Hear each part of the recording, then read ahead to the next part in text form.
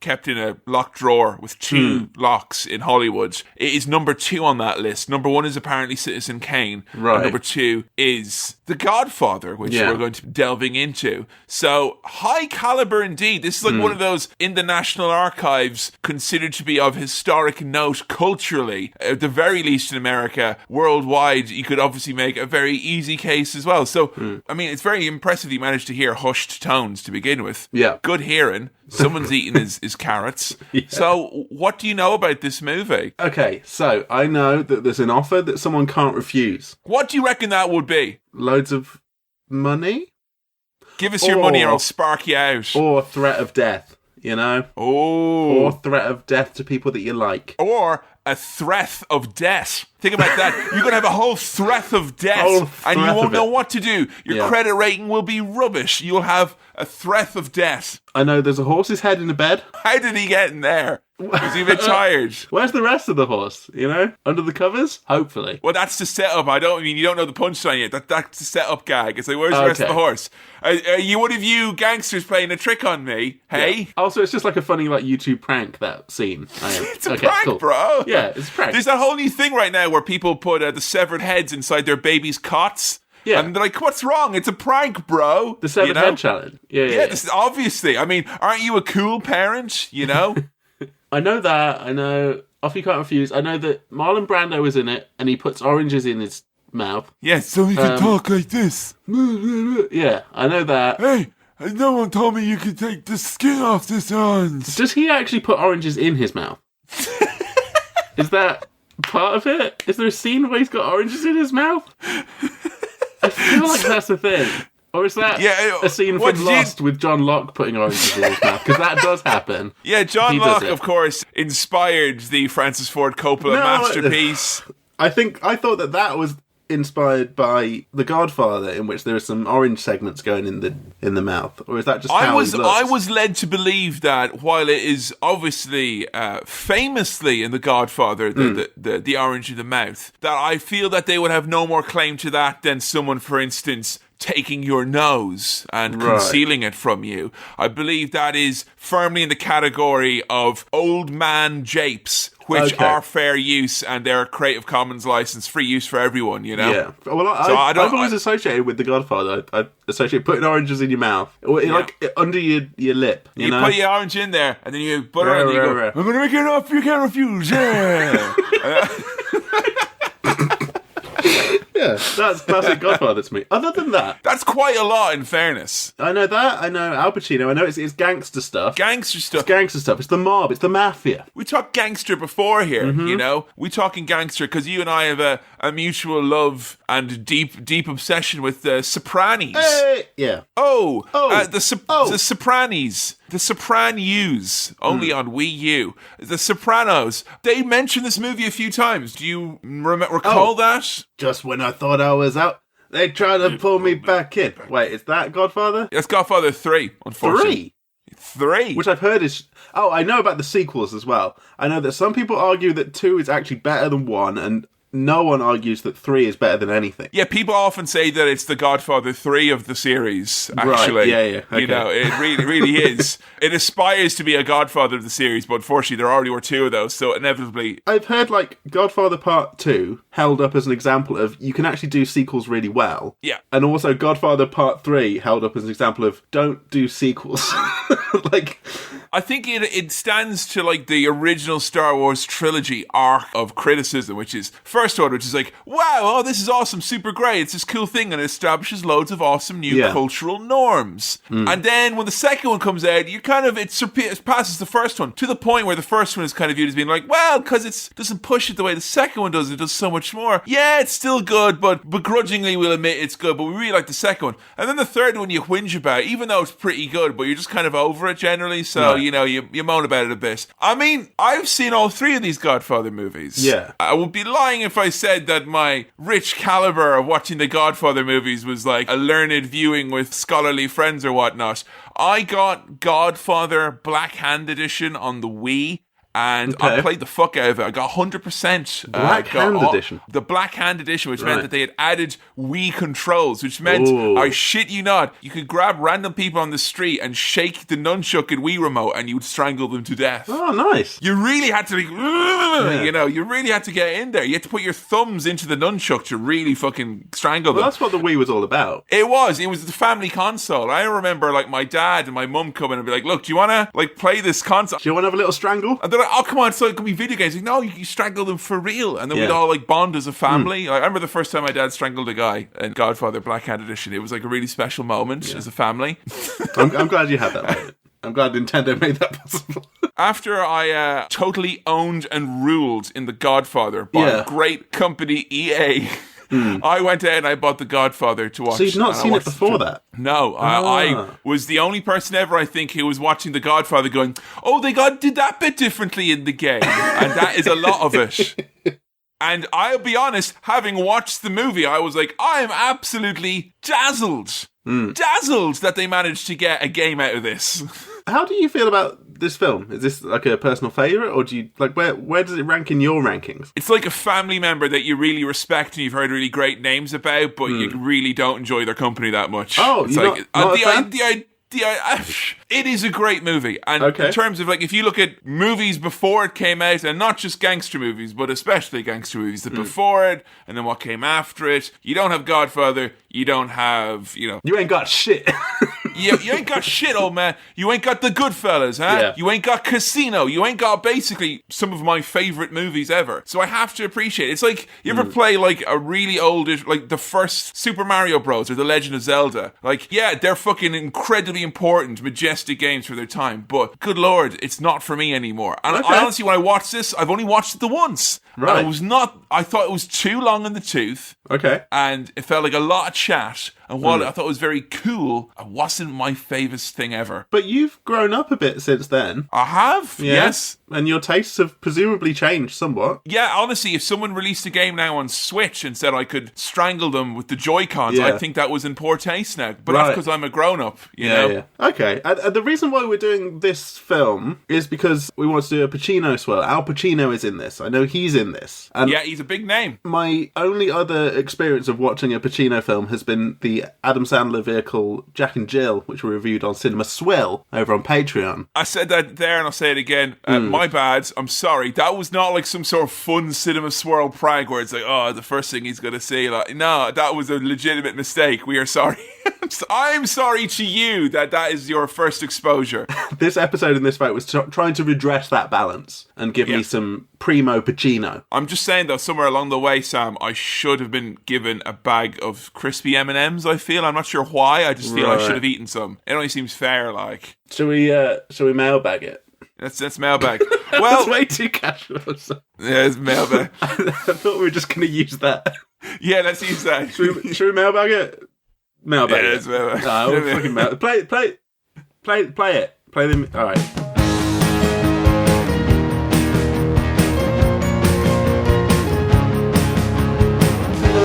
Yo, you're in the mailbag. Guys, hashtag mailbag it. We're in the mailbag.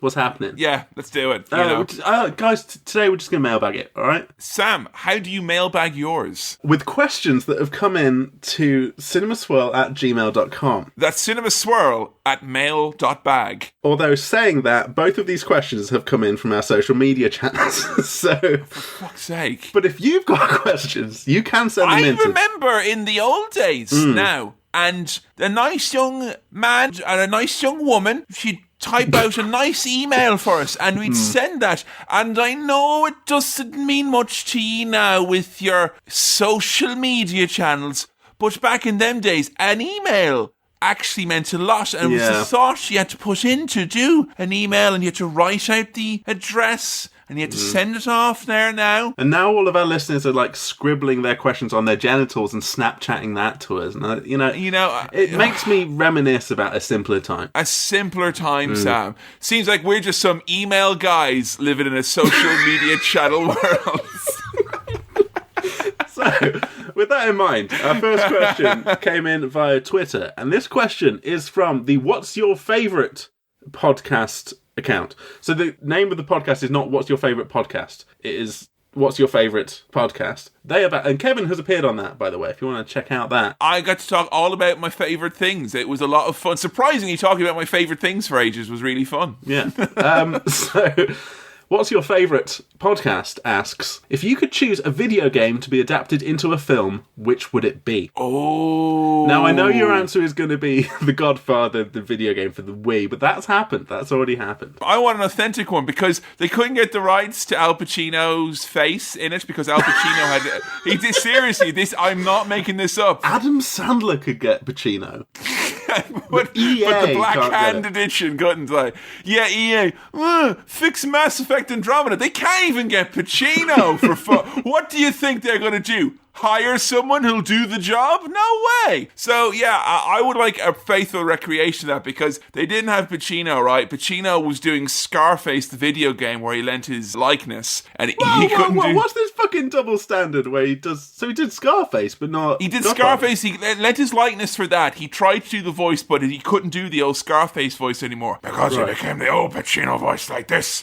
Or I don't talk anymore with the high-pitched voice. You know, he couldn't do that anymore. So he had to get an impersonator. But his likeness was exclusive to Scarface, which meant then, in the Godfather game, I went the whole game thinking, oh, it's just some lad here. Like, hang on a minute, he's pulling the strings. You know? Right. And it was just this generic character model that replaced him effortlessly. So I would like to cast whoever was the base model for the fake Pacino in Godfather on the Wii, and I want to have that remade into a game. Right. Sorry, into a movie. Into a movie. Make the... Yeah. Make the game of the movie of the game. That's what I want. I want to You know what, Sam? As So Solid Crew said, I want to flip reverse it, yeah? I want to do a straight on flip reverse. Okay? And I don't say that lightly. Well, you only had 21 seconds to answer that question, and you've gone a bit over, if to be honest. You know, exactly. So, 21 seconds, tut, Kevin, because that was not okay.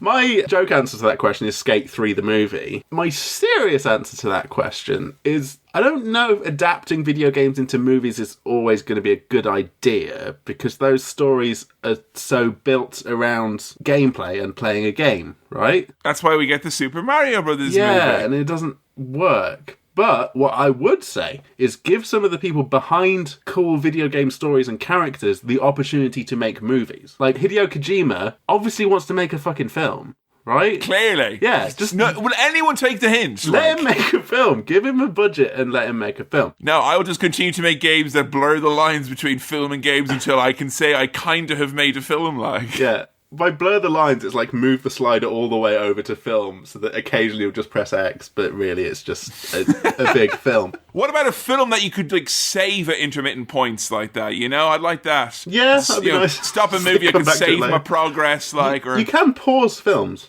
and then... Oh, yeah, you can now. Which in a way is saving them. It is, pretty much. Yeah. And resume play, that also. Yeah, that too. Like the Toby Fox who made Undertale, give him some animators and a budget, let him go wild, see what happens. That would be fun. And like an animated film. Or people who've made like point-and-click adventure games. See, I think you're putting too much faith into transferable skills, because I think you'll have the same issue there when they go to big Hollywood directors and go, well, you're amazing, why don't you make a game? And those Peter Jackson's King Kong, come on now. More like Big Dong, am I right? Yeah. It's stinking the place up. And I watched your 15-minute video on Game Trailers where you said you were very involved in the process. Well, if you're very involved in the process, why were the first 3 levels all practically the same, Peter Jackson?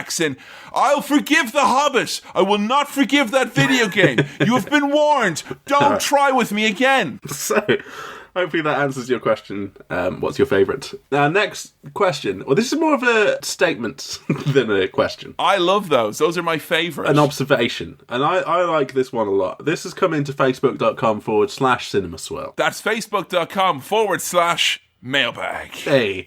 Michael Haythorpe asks, why did Kevin start pretending that half wipes aren't allowed in Cinema Swirl? The very first episode earned 4.5-star wipes. Back to the Future had 3.5. I'm sure there were plenty more. It's clear from Sam's reactions that Total Recall should have been 4.5, Two Towers should have been 2.5, and I, for one, this is Michael Haythorpe, won't stand for this fascistic stifling of Sam's fence-sitting opinions. Hashtag bring back half wipes. Well, that's just like your opinion, man, you know? I mean, look, look, you've clearly put a lot more thought into it than I ever have. So yeah, whatever the fuck, I don't care. All right, cool. The reason why we thought there were no half star wipes is because I asked off recording, I should say, and I was like, "Have we done these before?" I go, "No, I don't think so." Well, that's not then. So just don't just because Sam edits out the bits where we chalk shop, assume that it's a big failing on the podcast. It's a conspiracy. It is. It's a conspiracy. Well, the answer to that question is that we forgot that we'd done that. Yeah.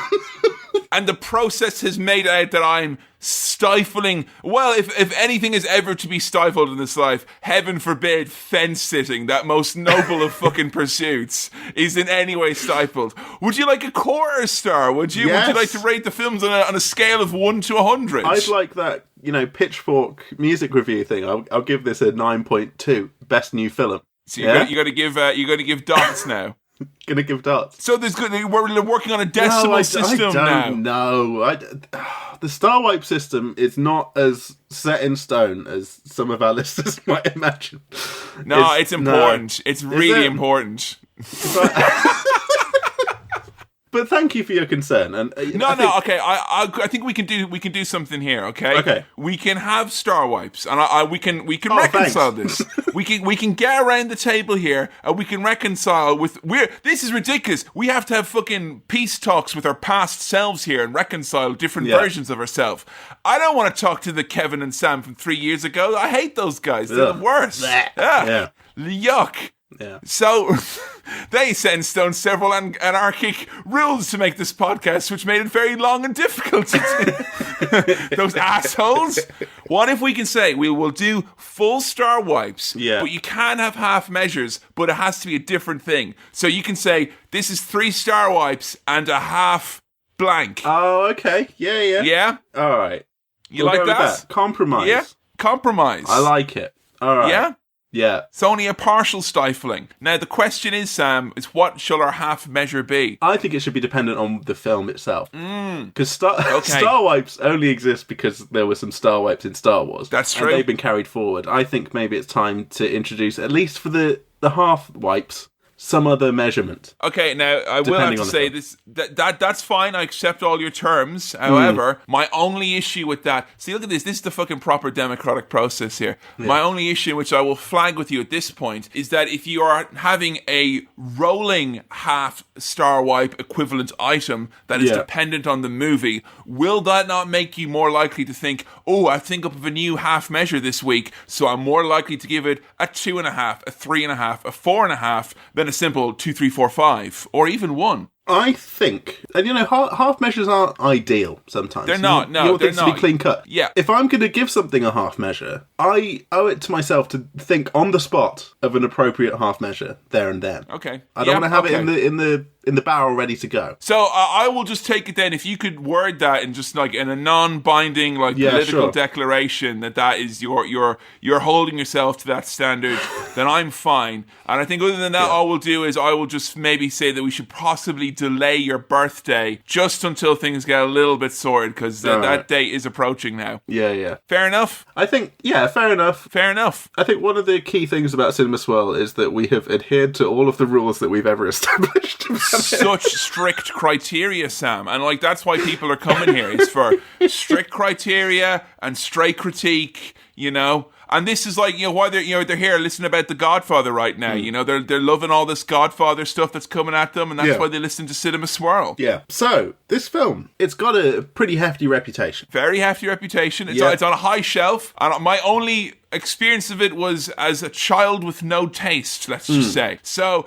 I'm going in a bit blind as well, I feel. I don't know much about Francis Ford Coppola. I know the Coppola family are quite important. They're a goddamn cinema. Oscar factory is what they are. Yeah. I don't know who else is in it beside Pacino and Brando. Oh, there's some other names in there that you'll notice. But, I mean, it's all about P&B, like Pacino and Brando, we might as well mention about Marlon Brando. Have you seen him in anything before? No. You've not seen On the Waterfront? You've not seen Apocalypse Now? No. Oh my God. I mean, a Brando swirl may even be something that is possibly warranted at some point. Yeah. Do you know much about Marlon Brando? Not really. I know he's dead. That's not his defining characteristic. For fuck's sake, A star-studded cast in The Godfather, directed by Francis Ford Coppola, starring noted dead actor Marlon Brando. He was one of those guys who was like incredibly handsome in his youth and had like he was a babe, Sam. He was an absolute heart from butter wouldn't melt in his mouth, let me tell you. And then transitioned into... He was always a very good actor, but carried off being an old man actor as well, right? Yes, he is part of that fine crop of aloof bon vivant actors of Hollywood's past, where they would start off as a devilishly handsome young rogue, segue into a career as a noted amazing actor, and then have twilight years of various accusations of being mad as a bag of daffodils. Right. Amongst other things. The lives of Orson Welles and Marlon Brando seem to intertwine in some respects in their later years, although Brando never voiced a Transformer, to the best of my knowledge. So, yeah, I know that, only because my brother's told me that. And he loves Transformers. The original cartoon, not the new ones. Sam, you know, something everyone loves here on Cinema Swirl. They come in here, got a new movie, got new cultural icon to talk about. Yeah. You gotta give me a little bit of that sweet. You gotta give me your best Godfather impression. Let me hear it. Ladies and gentlemen, da, da, da, da, da, da, da, da. Hello, it's me, Kevin here. I'm the host, and I've got a nice snazzy vest on and a keyboard tie because I'm hosting Stars in Your Eyes. Yeah. And through the dry ice, the fog, and the indoor fireworks, ladies and gentlemen, Sam Chaplin as The Godfather. Sorry, this noise is just me putting paper in my face. I'm just gonna... Come on now. That's the behind the scenes video bit where they show him getting ready earlier on in the day. Okay. Sam Chaplin as The Godfather.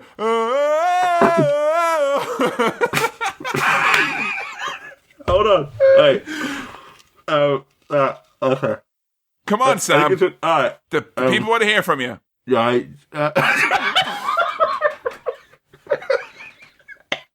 Sam, please, for fuck's sake, the people want to hear from you. Sam Chaplin as The Godfather. So I'm gonna make... Oh, no. Okay. Come on, fucking hell. Why have you put paper in your mouth? I need to do the thing with the... He put cotton wool in his mouth. Paper's just going to get gummed up. I'm gonna make him enough but can't refuse. Hey! I put oranges in my mouth. Look Oranges, at me AJ! Apples and oranges! There you go. Well, I feel like you went really deep there, Sam. Like, gotta be all like Tony Soprano and grab Christopher and be like, it's a fucking movie, Christopher. It's just a movie. You kind of gotta be like that, man. I'll be honest, I thought putting something in my face like that would make the voice really easy and it would just naturally come out. And it did not work out like that. No. God, turns out there was a little magic in the air when Marlon Brando did it, huh? Okay. Sam, I've got an offer that you can't refuse. No, I'm obliged to watch this. Yeah, they say I'm going to make you an offer that you're obliged not to refuse. No, I do want to watch it. I'm very curious. This has been up there in the swirl list for kind of forever. I mean, I don't want people to think that like I'm running it down or anything like that, or thinking it's not all that. I'm just saying, like, much like Moby Dick or Trout Mask Replica, this was, upon initial viewing, a tad inscrutable for a young, intrepid peon like myself. And I'm going to give this... You know what? I'm glad that we're taking a day to do this, because I'm going to fucking give this my absolute all. I'm going to be so goddamn focused, I'm going to have 2 cups of coffee, yeah? Oh! Oh! So, Sam, I'm not going to put a horse in your bed. I'm just going to put its head. I'm going to make you an offer you can't refuse. Let's go do a Cinema Swirl.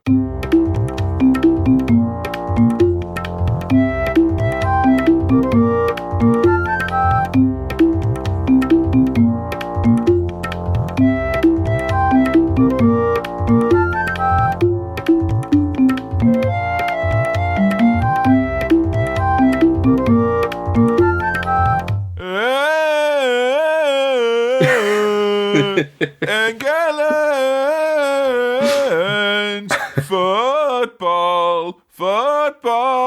There we are, The Godfather, Francis Ford Coppola's masterclass. Not only does he make a great apple juice, he makes an epic gangster movie.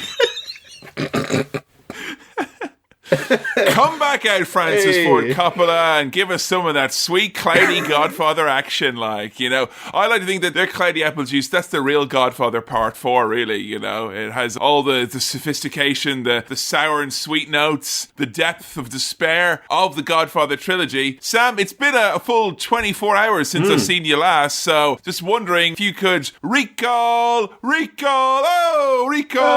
what happened in the movie and your initial gut reaction, please. I really, really, really enjoyed that a lot. Really? Yeah, I really liked it. That's my initial gut reaction. I did feel that it was long, but at no point did I think, I don't want to keep watching this, I want it to finish. But I was aware of the length. Okay, so it didn't let's feel get the length short. question. It didn't feel short. It felt long. Because this is great now, when you have the swirl spread across 2 separate days, I don't know if it's as palpably obvious, the audience, how much less of a bee in your bonnet you have on this part of the episode compared to first episode, where you didn't look like you were about to have a good time. You seemed like you were going to have a miserable evening. Well, that's kind of, to be honest, how I felt going into it. Why? Why was that? Just because I knew all of these films that we could have done potentially, and especially The Godfather, were just 3-hour movies. And something about that, and we've been over this a billion times before, that Sam doesn't like long movies because he's a stupid baby and he doesn't have a long attention span. But that is true. And so therefore... I was not looking forward to a 3-hour movie because I just knew I'd get tired or bored or something, but I really didn't with this. So you didn't get restless. No. Now, did you have your tea before you watched the movie? Yes. 'Cause I think that's important, isn't it? Yeah, I had my energy up pre-movie. What did you have for your tea? Oh, I had a naked burrito. A naked A burrito. naked burrito. Is that basically just like all the internal innards of a burrito, but with not the outside? Sans burrito itself. Yeah. Now that's interesting because people have said to me often that the wrap is meant to be the healthier of the alternatives. Yeah. Cast aside nonetheless. I'll be honest, it was a ready meal and it was convenient and it was I it was see. butternut squash and halloumi, and I just saw that in Morrison's, which brings us to today's sponsor, Morrison's. And they were like, all of these burritos, they ain't got the wraps on them. Just call them a naked burrito, you fucking scafuza. I looked at the clothed burritos and I was like, and then I went over to like the special aisle with all the naked burritos and I was very excited. And butternut squash and halloumi, yes please. The And kids it was these days, they don't want to have any clothes on the burritos. They want fucking naked burritos. I don't want to see any goddamn clothes on any of my Mexican food from now on. You fucking hear me? You fucking paisano. It was lovely, it was very filling, and it kept me going for the 3 hours of The Godfather. Godfather, or should I say Great Father, because of the grandstanding of this movie. I have to say a couple of things that struck me with this movie, and this Yeah, was sure. my second ever viewing of The Godfather. Firstly, I love that music. It's Yeah. fucking... Ugh.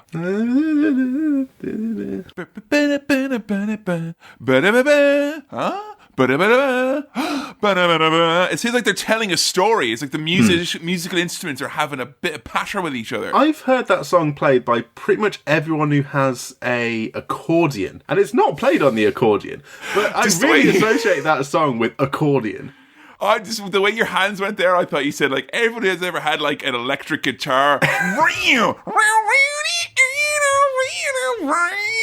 I would love to hear like a proper power rock version of the Godfather theme. I think that would be really fun. There must be loads out there. I'm pretty sure there's at least a dozen. I do like, you know, particularly playing that music at the old wedding and stuff like that. Yeah. I kind of feel like, yeah, that's actually, it's a grand song for the old wedding, for the dance. But I kind of feel now they've used this song in an incorrect manner, because I can't use that song at any wedding because you'll assume that I'm mobbed up then. And I don't think that's right. Oh, so you're just saying it shouldn't be associated with crime because it's such a good tune. Exactly, yeah. It's been typecast as a tune. It is. It's been typecast as a dirty Yeah. gangster tune. And I don't think that's fair. Much the same way I don't think it's necessarily fair that Skinner and Baddiel have ring-fenced football's coming home for this supposed football crowd. I mean, it's for everyone, right? I mean... Look, Sam, listen to me, right? They keep saying it's coming home. They never specify what's coming home, you know? Yeah. It's coming home. Well, It's hold on. coming home. You know, it is coming home. You know, it could be anything. Yeah, it could be be used any time of year. That's another song that is kind of penned into a specific context, but it actually is so good, broad, that it belongs outside of it. It should belong to everyone, that song. And also the Godfather song. Very similar tunes. We open it up with Mortician, who's whinging to the Godfather. Oh, Godfather, meh, meh, meh.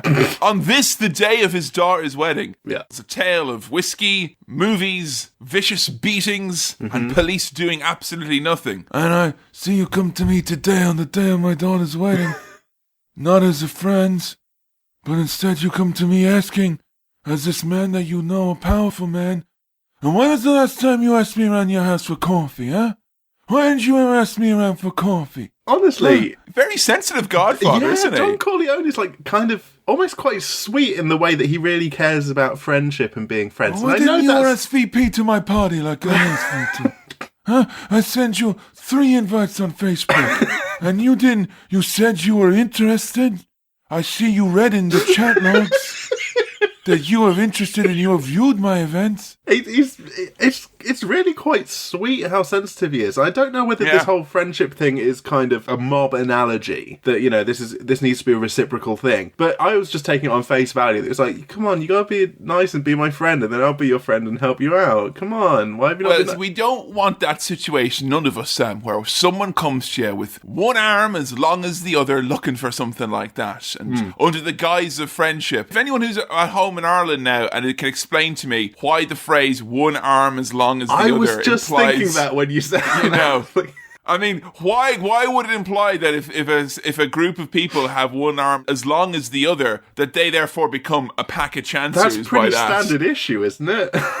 That's like... Speak for yourself. Same arms. But he's big into it. He wants, to let it be known that if you want to get help from the Godfather... He didn't even call him Godfather. Yeah, and that's my name. Did you not see the font at the start? Did you not see the Godfather font and the Godfather music? And then didn't you come you in look up above? You scroll down from up there. It says the Godfather and there's a hand with a Marianera string on it. Rewind, mate. Like, literally 3 minutes ago was your clue. Come on. Didn't you notice that I was playing the theme from The Godfather when you came into my office? Don Corleone here. He's got a lovely little cat. We don't really explore lovely kitty. The cat. And the cat is kind of scratching a little bit. He's kind of playing around. And Don's very, very calm with the cat. Very nice with the cat. It's a very sweet cat. It really paints him in a sweet light. It does. It shows him that he's firm, but has a kindness to him. Also, I don't know if this is crossing the streams too much, but if we could steal away the phrase, a very good boy, from the world of dogs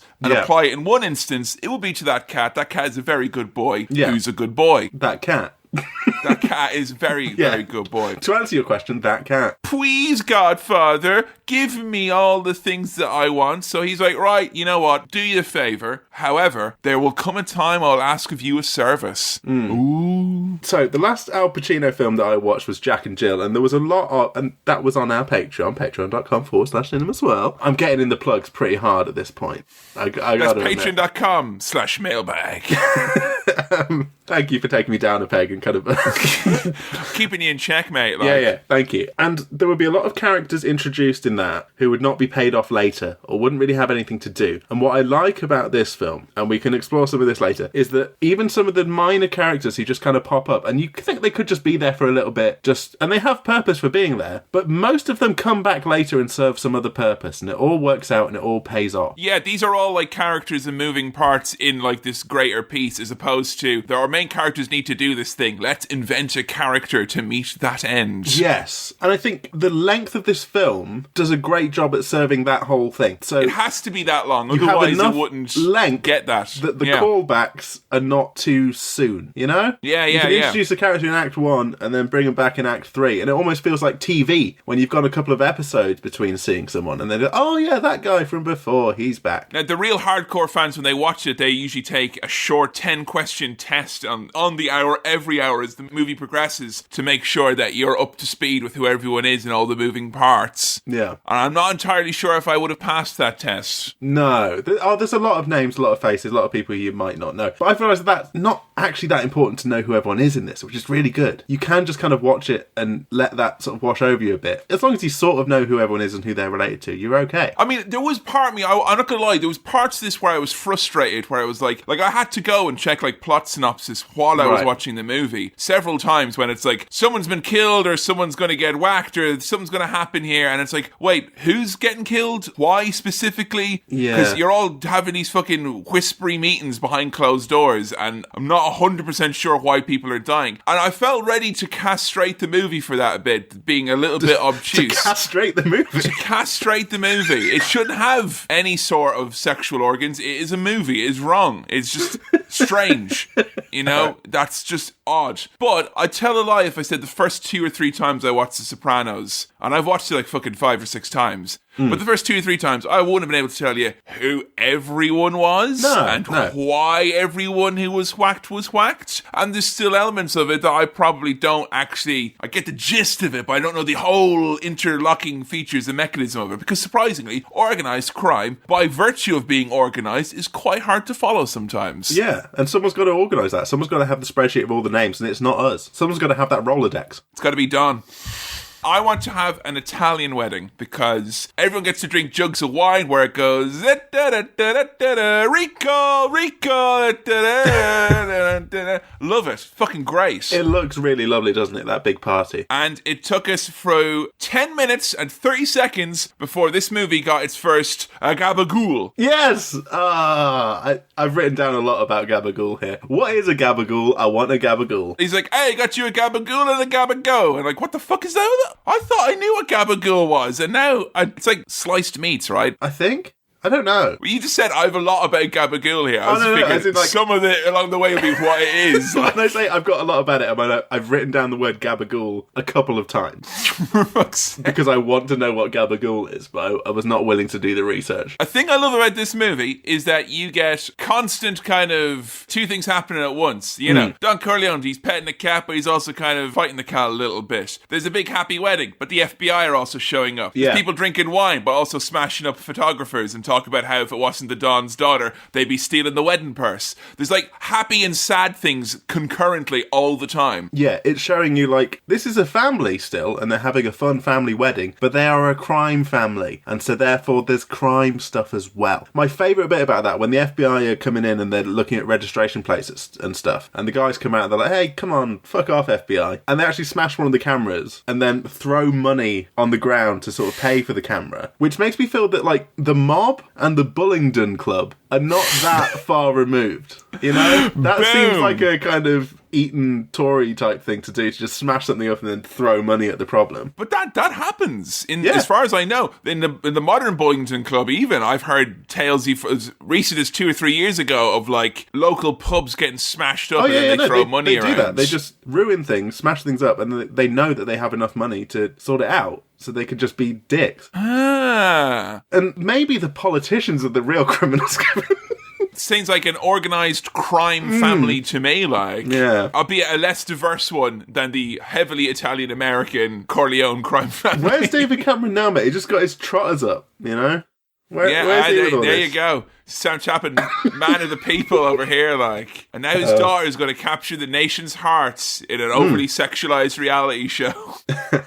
Sam, may your first child be a masculine child on this, the day of your daughter's daughter. Yeah, Luca Brazzi. Struggling with his words a little bit here. Luca Brazzi. Oh, Luca Brazzi. Yeah. I think he is adorable. He's a character who, if you asked me to list before I watched it, all the characters in The Godfather, he would have been right at the top of the list, even though he's in it for like 10 minutes, maybe? I think it's just because people say his full name a lot. Luca Brazzi. Luca Brazzi. We'll send Luca Brazzi. Luca Brazzi will come and do this. Oh, there's Luca Brazzi over there. Who's that guy? Luca That's Luca Brasi Brasi. sleeps with the fishes. Yeah, that's a famous line. Hey everyone, it's Luca Brasi! Oh, Luca Brasi, you motherfucker, come over here. I want to kiss you for a Luca, and for a Brasi. Hey, Luca Brasi. But even Luca Brasi, who's, I think, seen as quite an intimidating man, he's very nervous in the presence of Don Corleone. Yeah, he's the heavy hand, he's the muscle, because when we're introduced to young Michael Corleone, the war hero, and the only thing he's whacking is a plate from the buffet table, mate.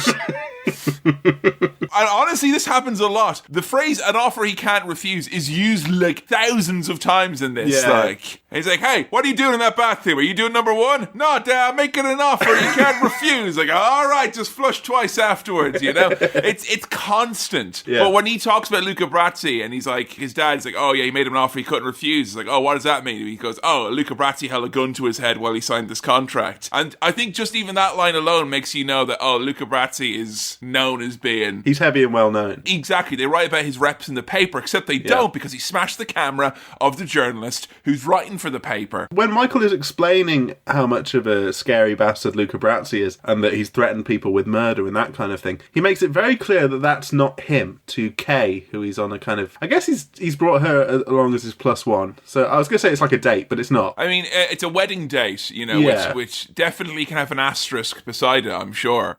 But it's very, very clear that this guy, even when he's a war hero, but he seems very meek and reserved and doesn't want to get involved in the violence and the crime he of seems his like family. he's not part of this. He's like a visitor here, and I think the fact that he wears his army uniform, which he got from army, I think shows that he's just not part of this group. And while everyone was here making crime, he was over being, and everyone just refers to him as being a war hero. He's obviously been very well accomplished while he's over there. Well, this is set just after World War II, isn't it? Well, the movie does take some leaps forward in time, and it's quite difficult when Al Pacino, the fine young man that he is, the fine, handsome young man, looks fucking 16 years old here. And so when it's like, oh, it's 10 years in the future now, it's like, well, he looks exactly the goddamn same. He's just wearing a hat now. He looks so different to what I think of Al Pacino as. Cause you think of Al Pacino, I'm tearing down these walls, cause I got a big ass. He sounds so different. Do not touch my telly.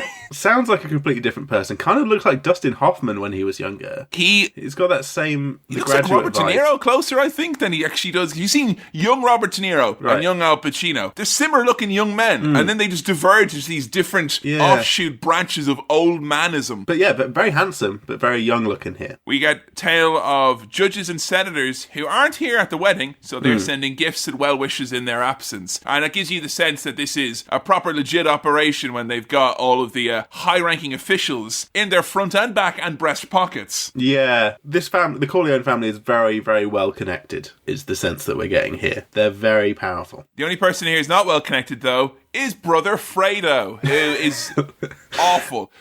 Fredo, Fredo the bar, great. Fredo, that's like the, hey guys, Brexit is coming. I know you like Fredos, so you like the new Fredo that is mostly made of biscuit, because we can't afford the ingredients anymore. No, Fredo is well connected, just very well connected to the glass of beer that he is drinking, because he's all drunk at this point. Oh, and he's the older brother. That's sad. Yeah. Sonny is the other son. Sonny is doing what he does best. Kicking ass, taking names, and having sex. He's having sex at this wedding because he's a little bit of a wild card, this Sonny fellow. He is a wild card. Has he got a lady partner? Or is he just a kind of single wild man? I think it's one of those things, I'm judging this from my Sopranos watching, but I kind of it's a moot point almost, because he may well have a wife, but then of course he has his guma, and then he's going to have a variety of other, Basically, if you're in the mob, it means you are in those type of special polygamous relationships. That means you can do whatever you want, but if your wife does anything, she sleeps with the fishes. And it's going to be proper smelly and she'll hate it, and that'll teach her from sleeping around. We also meet Tom Hagen, who is one of the sons, kind of, but he's street not. Irish. Yeah. He was like a little street boy who was adopted. But, I mean, he's a man now. Wild Irish, as they're also known, like. Yeah. Like, when you came across me in the long grass when you were walking between Nottingham and Pallettown. Yeah. Blah!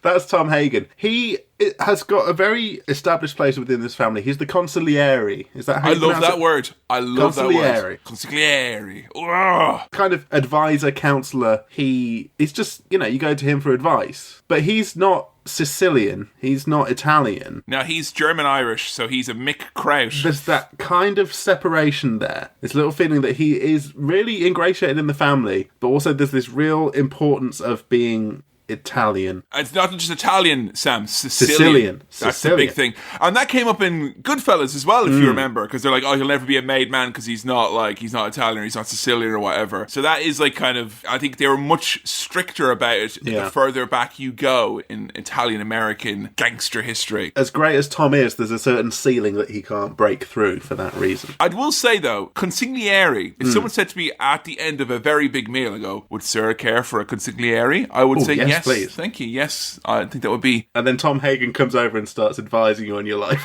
You should not tip this meal. It was very, very unwise of them to bring out the drinks at the time which they did. And I will advise you at this point to walk out without paying. Johnny comes in. Johnny Fontaine! Oh! And everyone's just like, hey, sing a song. Sing a fucking song, Johnny. Come on, sing a song. Come on up, Johnny Fontaine, and sing a song. He's full of heroin and show tunes. Give him a wallop and let him go on, Johnny. On, bitches out, Johnny. Go on. There we go. Hey, there he's going. So he's there having a great time singing his song, but what he's really there for is to ask a bloody favour of Don Corleone, which everyone seems to be doing at this fucking wedding. Yeah, and he's got an offer that he can't refuse, which is both barrels, mate. Yeah. When you go to Hollywood, you cry like a woman. Well, that's an impressive feat if he can do that on command. Yeah, he's got range. Come see Johnny Fontaine, a fucking amazing lion singer, Hollywood star, can cry in a feminine way on command. Amazing. I'd pay to see that in the 40s. Johnny's basically complaining that he hasn't got a role in the film. The producer's not giving him the role and saying, make the producer give me the role. And so Don Corleone's like, yeah, all right, I'll do that. On this, the day of my daughter's wedding? Yeah, all right. And as Johnny walks out the door, Don Corleone just makes this kind of noise. He's frustrated with all these people kind of asking stuff of him, really. And it's stressful enough. Like, I mean, I've been to a few weddings in my time, and my heart goes out to, well, depending on the cooperation between them, the bride / the groom. Right. Usually, because one or both of those people, it ends up all of the fucking shit they have to deal with. Like, I ever go to a friend's wedding and it's like they're literally like exchanging vows, and someone's there going, the parking situation, what's that like?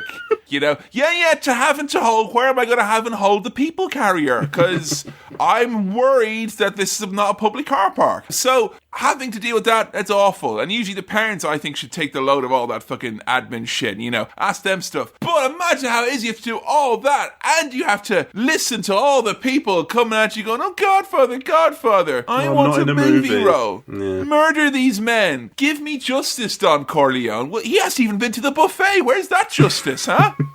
I think at some point he does say, is this all over? Because I just want to go and enjoy this fucking wedding. Jesus Christ. I'd come in and be like, I've got an offer you can't refuse, mate. And I'd have a little plate with some tinfoil on it of all of his favourite bits there. He'd love that, wouldn't he? Hey, Sam, I got an offer you can't refuse. Tuna!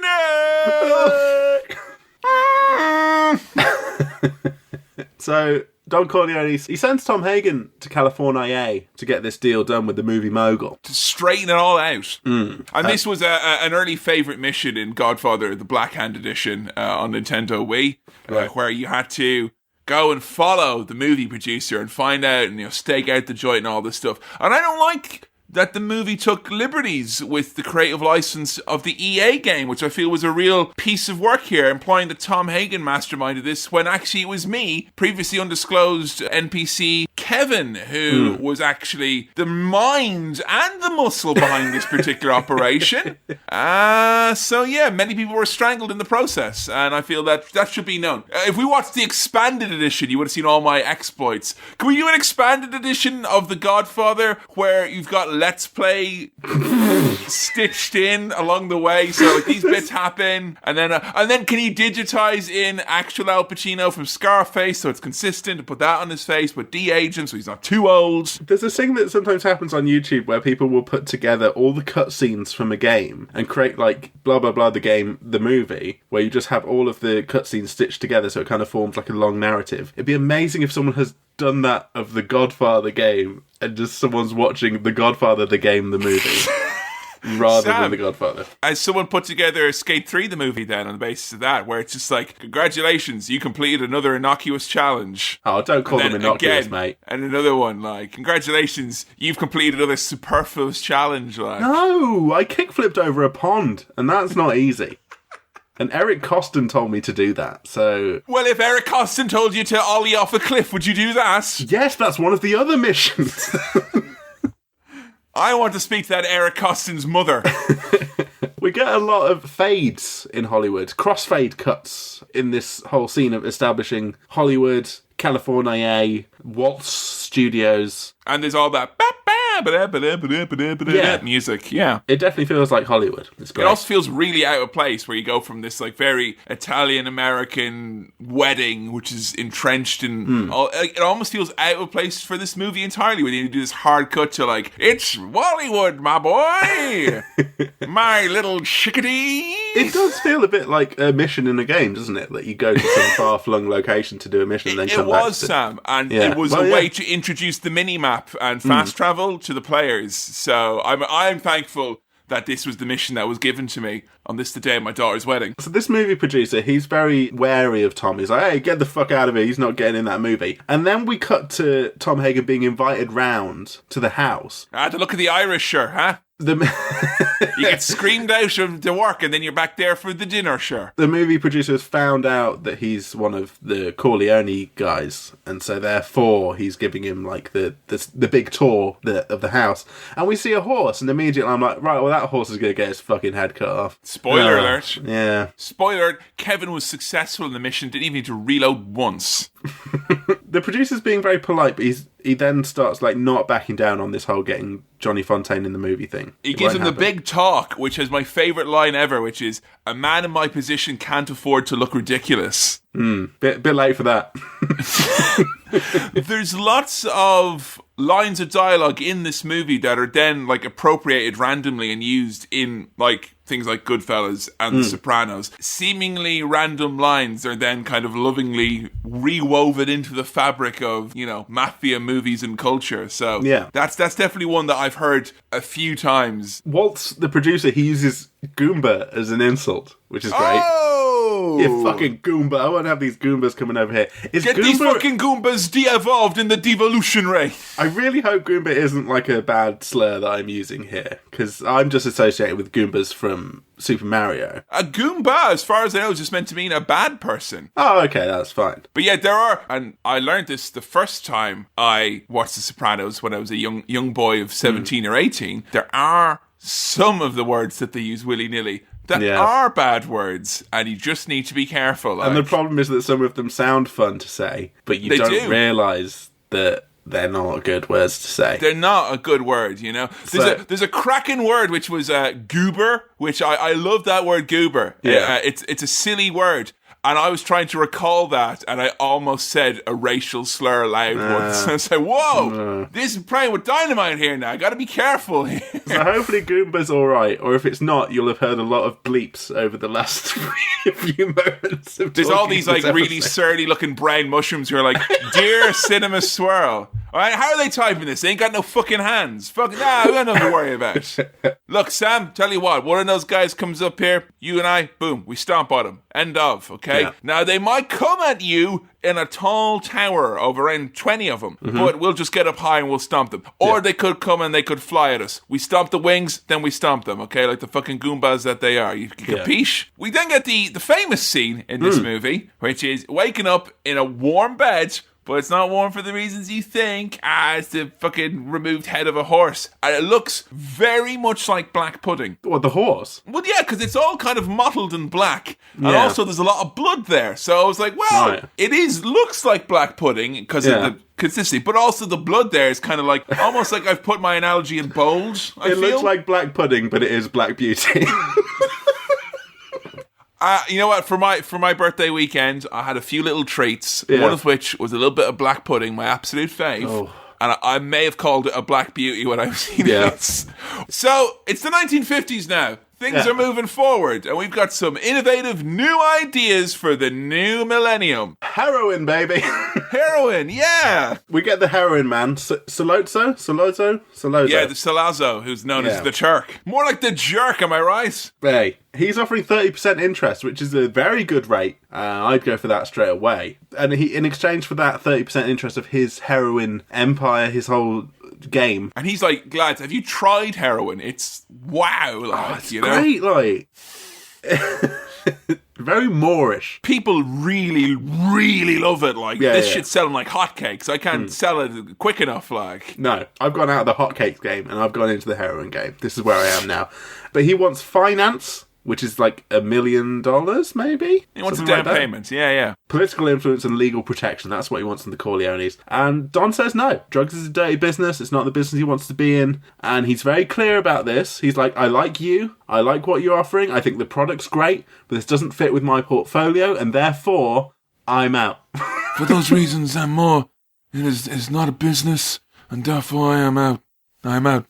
I think one of the dragons on Dragon's Den should have a cat, you know? Oh, yeah, that they're playing with, like, Yeah, you know. that'd be great. Sam, I've got this cracking idea, which is you and I will go on to Dragon's Den on the day of Duncan Bannatyne's daughter's wedding, and we will make him an offer he cannot refuse, which is 50,000 for 12.5% in one of the many companies that we've pitched here on Cinema Swirl. He won't be able to refuse. No. Oh, Johnny's got the film role, by the way, lol. That all panned out. We just get confirmation of that, like, offhand somewhere. As a result of having a dead horse in his bed and going, the producer's gone, all right, give him the film role. I like that, like, that worked. Imagine if it didn't, where it's like, have I got the role now? I was like, no! No, you cut my fucking horse's head off, you lunatic. The only thing that's changed now is that I don't have a horse or clean bed sheets, so no! No, he's not getting the role. He had a chance before, but not anymore, mate. You've really burnt your bridges there. No, the black pudding doesn't make up for it. No! So, we get some kind of explanation about there's 5 families here. 5 families for the 5 boroughs. Yeah, and there's the Tatalia? Well, I mean, the 5 boroughs of New York. So you've got New York, you've got New York, you've got New York, you've got the Big Apple, the Windy City, and then you got Brooklyn.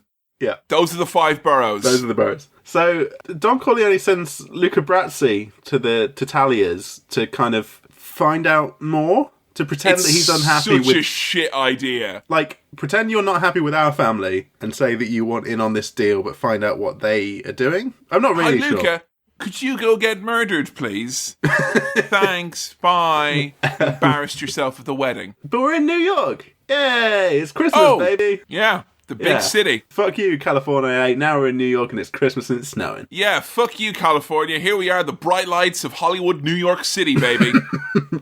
Lucas putting his bulletproof vest on. That comes into play a little bit later. And he does up his shoes and he puts on his big brave face. And then he goes in and he's like, hello, I'm a representative of the not Corleone crime family. And then they murder him. Yeah. And then, they offer him a job. They're like, oh, you can come and work with us. And then they stab and strangle him. So it's really brutal. It is. It's a very violent movie. The garroting. I don't like garroting. No, garroting. Like, bulging eyes. Joe the intern loves playing Hitman and Hitman 2.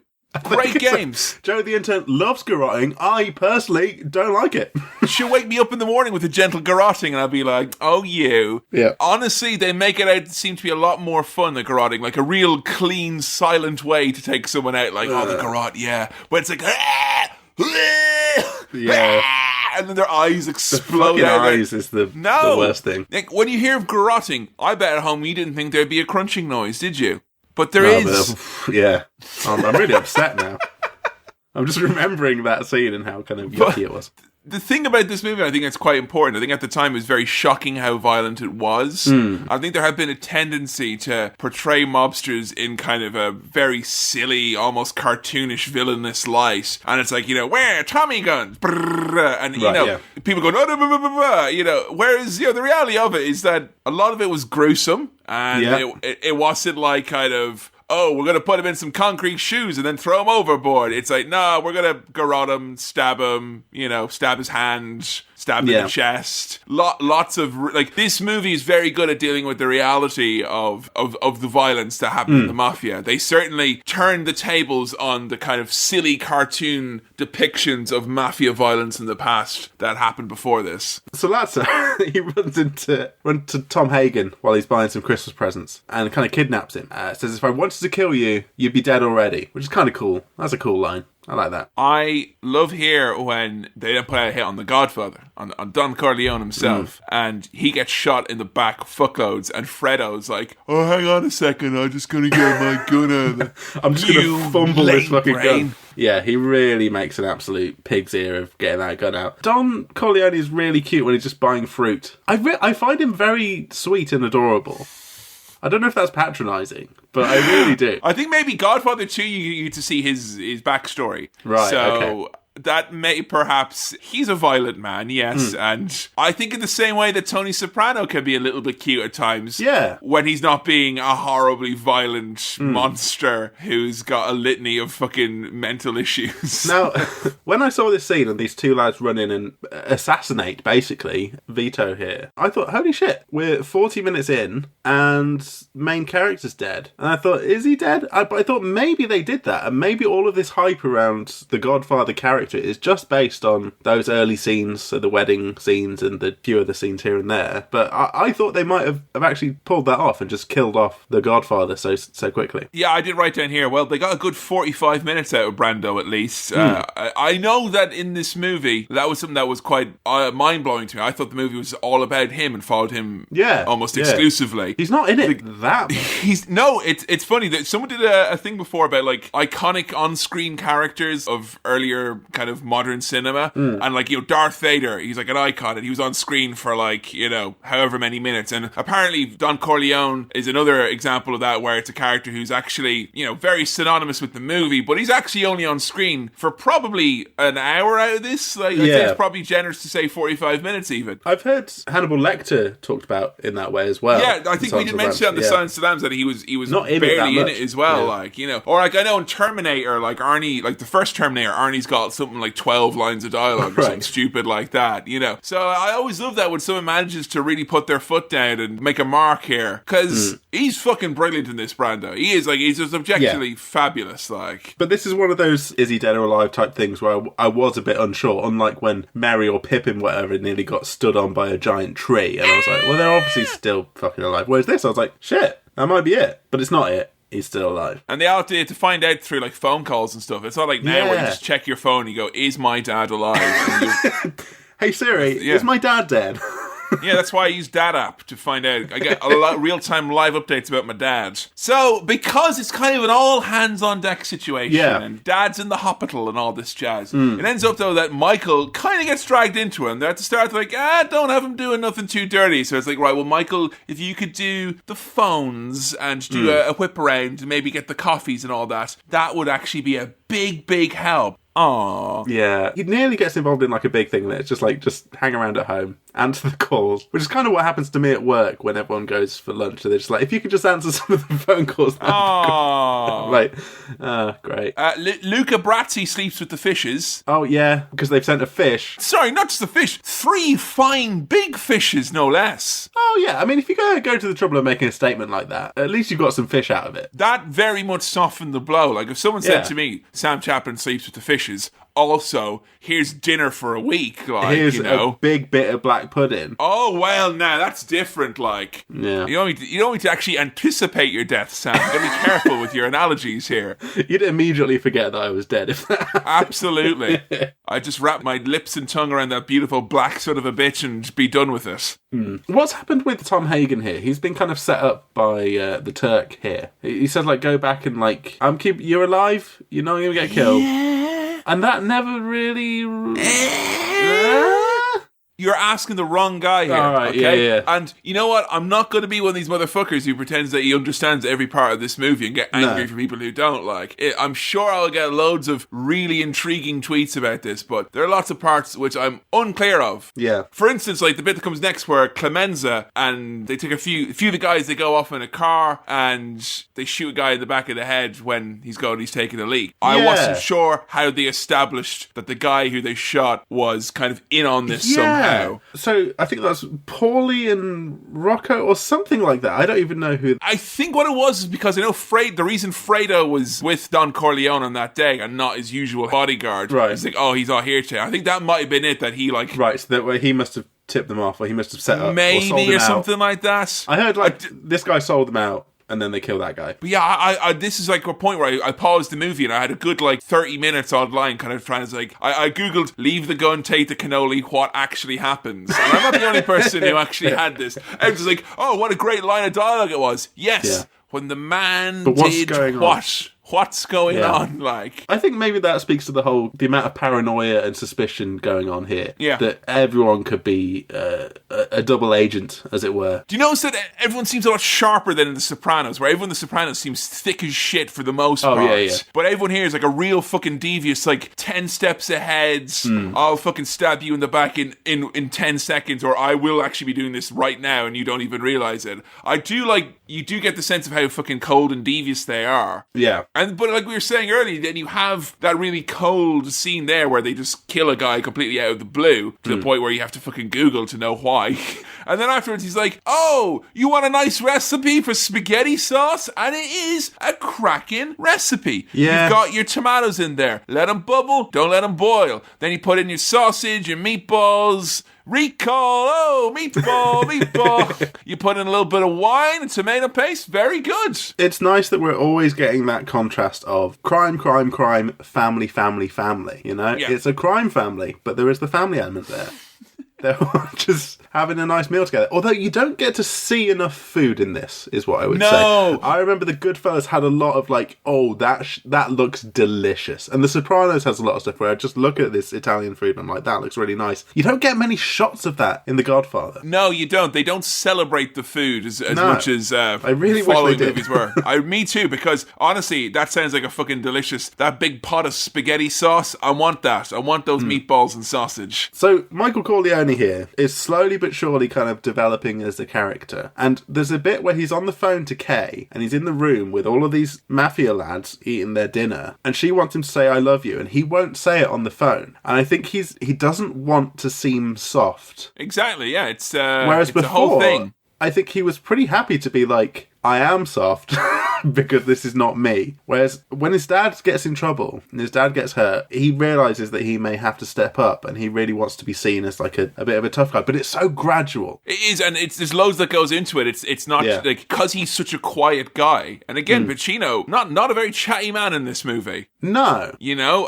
he's very broody. He keeps to himself. He communicates so much of his character change through just his face and his facial expressions and how he's reacting to things. He doesn't smile after the 1 hour 30 mark, basically. Yeah, that's acting right there. So Michael is then his job to go visit his dad in the hospital, and there's no guards there, so there isn't. It's so a fucking creepy hospital, Kevin. Typical NHS nonsense is what it is like. This is some Resident Evil type shit, this hospital. I don't like it. So, yeah, he has to unhook him, try and move the body. Basically, find out kind of... This, again, is like another thing which you think might factor into it, is that Michael seems to be somewhat of a believer of law and order to an extent, but, meaning the crooked cop who then breaks his jaw and is like, arrest this man. He's like, what for? I don't know. I'm a fucking crooked cop. Make something up, like. I think there's that, and there's also the fact that Sonny's in charge, and he's a little bit chaotic because he's a little bit fucking firebrandy. Yeah. And, him not having the respect maybe from the family, that maybe say Sonny does, because he's more of a hands-on gangster. And there's also then Fredo, who's kind of like a comedy, almost like tragic figure in the family. And it's like, well, there's also that thing that I don't want to be. I don't want to be like shit like that brother. So there's a lot of like external influences on Michael, the middle child. They've all got different skill levels here, but they only have a certain amount of points that you can assign to different skills, and they've all got less of one and more of another. In this scene in the hospital, Enzo the baker turns up, who was one of the people who was involved in someone asking a favour to Don Corleone at the start, so we get payoff of that kind of thing, which is great. And Michael, again, this is more of the kind of character transformation. He says to Enzo, you need to come out and pretend you've got a gun when these guys are driving past, so that we can look like we know what we're doing here. And Enzo is fucking terrified. He's shaking, and he can't hold a cigarette when he's trying to light a thing. But Michael is not shaking at all. He's very calm. Because he's been in war. That's he's the been thing. in war. This is easy for him, like. Compared to war, this thing has got to be Far, far easier. I must say, though, that's a pretty fucking light get-off where it's like, uh-oh, I owe a favour to the mafia. What do you have to do? Move a bed and pretend I had a gun? Oh, I had to fucking smuggle 20 kilograms of heroin on my holiday. Like, I had to kill my son. Like, how does that add up? Like, you know? I forget the context of this quote, but it's my favourite quote of the movie. What did he say? Ba-dee-ba-doop, ba-dee-ba-da-ba-doop. Bada-beep, bada-bop, bada-boop. You got one looking here, got one looking there, look at this, look at that, look at this. That guy going, what do you fucking want, you know? So, basically, and Michael gets his jaw, he gets his jaw broken, doesn't he? That's he does. Talking funny for a bit. I mean, his dad talks funny, and he gets his jaw broken, and he starts talking a bit more quietly, and maybe that's a thing. I don't know. I'm trying to fucking film school the shit out of this and like add layers of depth to it. But I mean, know. This is the Godfather of film analysis right here for you, Sam. So, you know, there's kind of basically a war is starting to break out at this point, really, isn't it, between the families? Yeah, there's like a 5-family war, and the cops are obviously sided, at least in some part, with one of the families. Tatalia. Yeah, Sonny wants to go and kill the cop, essentially, and they're like, well, you go and kill a cop in broad daylight, there might be a little bit of a cool down period after that for us doing crimes. Yeah. So, respectfully, Sonny, please don't go killing cops randomly in the street. But Michael steps in and says, I will kill them. I'll do it. I'll take the dead cop to Mordor. And then Gandalf's like, oh, my God. And then he's like, oh, you'll have my axe. Oh. But they figure out that because they've got newspaper people in their pocket, they could spin this as a story. Yeah, because he's a corrupt cop. So they're like, well, we'll say he's a corrupt cop. We'll take him down. It'll all be good. So Clemenza has to give him, and they all basically give him the talk, which is like how to kill a man in cold blood in public. And don't look him in the eye, but don't not look him in the eye. Drop the gun down, walk out, don't run. It's very, very good advice. And those of you at home who are planning on killing someone in cold blood, make sure that you're taking your notes. You will be tested on this. Here's the way to do it. And he knows he's going to have to go away for a while after this. Yeah, he's got a little holiday. He won't get to see Kay. Ooh. Doesn't seem too fussed about that. No, I mean, he doesn't seem like he gives two flying fucks about Kay. No. JK. A very tense Italian dinner follows. Now, I'm not sure how... This is one of those things where I'm like, I don't really know how this all... Who planted the gun and how they knew that was the restaurant they were going to go to. I guess they've paid some people off, or some people know something that other people don't. Because you get the sense that the corrupt cop and Sollozzo, they're trying to, like, throw him off, and they do a 180 in the street, and they go to different restaurants and stuff, and then they settle on one. Yeah, they do drive there in reverse. It was ultimate power play, like, you know. And I'm like, how does someone know? But I guess everyone knows something in these films. I love this how fucking formality as well, where it's like, hey, we've tried to kill your dad, let's have dinner, like, just fucking come on, like, like, so many restaurants must have been running just to give the gossamer thin basis for gangsters to meet, like. There must have been so much uneaten veal and gabagool in those fucking restaurants, where it's like, oh, what are you ordering? Like, oh, I'm gonna have a 3-course meal, because we're just definitely not gonna end in murder. Of course it is. Big shooty, mate. This scene is fantastic. I really like this scene, and I can see how inspirational this was to The Sopranos. Yeah, big time. Spoiler alert, at the end of The Sopranos. In fact, a lot of the scenes in The Sopranos, even not just the end. The whole gun in the bathroom thing is cool. Yeah, with the tape on the hand as well. And it's like, oh, where is it? I can't find it. And then he finds it. It's extremely tense. He's obviously very nervous. And the fucking face on Al Pacino here speaks 1,000 words. And those words are, I'm really nervous. He's nervous, and then he becomes a bit of a sourpuss. This is like definitely the big change moment for him. Like, the Godfather is returned back to the home. He is full of hoes, but on the mend. But the police are now cracking down because a cop has been killed, and it's come out that the stories are running the papers now, and there's a war. And old Sonny just wants to go out and crack some skulls. Sonny, played by James Caan, wants to go out like James Caan from Dragon's Den and bust some skulls. Not in the stationary market, which he has dominated, but in the mafia market. And Vito learns that Michael did the killing and Michael's gone away. To Sicily! Hey! Fade to holiday. Italy. We're now in Italy, baby. Screw you, New York. Welcome to Italy. Italy. Hollywood, Italy. It's the place where dreams happen. In Sicily, women are more dangerous than shotguns. Yeah, and that's why you got yourself a new love interest. That's why you got to marry this shotgun. Yeah, I mean, come on. This is like, I know, right? You're going away, you're having your fucking, like, your little vacation from yourself and all that. I get you, Michael Corleone, right? But you went fucking pretty hardcore here. It's like, he goes there and he's like, oh, there's a lady. Perhaps I'll wet my whistle. Perhaps I'll get fucking married. Yeah. Goes in a bit hard. Bit! He manages to get into this relationship and engagement and eventually marry Apollonia without, I don't think, ever saying anything to her on screen. Yeah. I think he says one thing when he gives her a necklace. After they get married, he says like 2 things to her. They have a great chat after they got married, but beforehand, nothing. Yeah, plenty of time to talk when we're married. Don't waste it now. Don't ruin the magic, like. Meanwhile, back in New York City, Sonny is pretty pissed off because his sister's rotten husband, who's been trying to get his way into the business, he's only been beating her silly, and he is absolutely incensed, and he's gonna beat the shit out of him. And it's a classic beating. It's really great because the guy's all like laid out, like looking all cool on his stoop, and then he just beats the shit out of him, takes his shoe off, and beats him with his shoe. Who beats a man with his own shoe? You know what I like the most about this scene? What's that? There's kids playing with a broken fire hydrant. That's great. We never known that experience. Where's that this, nowadays? You know? Don't know. Well, it was never in England, Sam. Oh, well, there's probably an app for that now, isn't there? Yeah, it's just probably kind a of fire like hydrant app. E-liquids that they'll just spray on you, like, you know? Nowadays, you just go and you smash up a vape store and you get covered in all the e-liquid.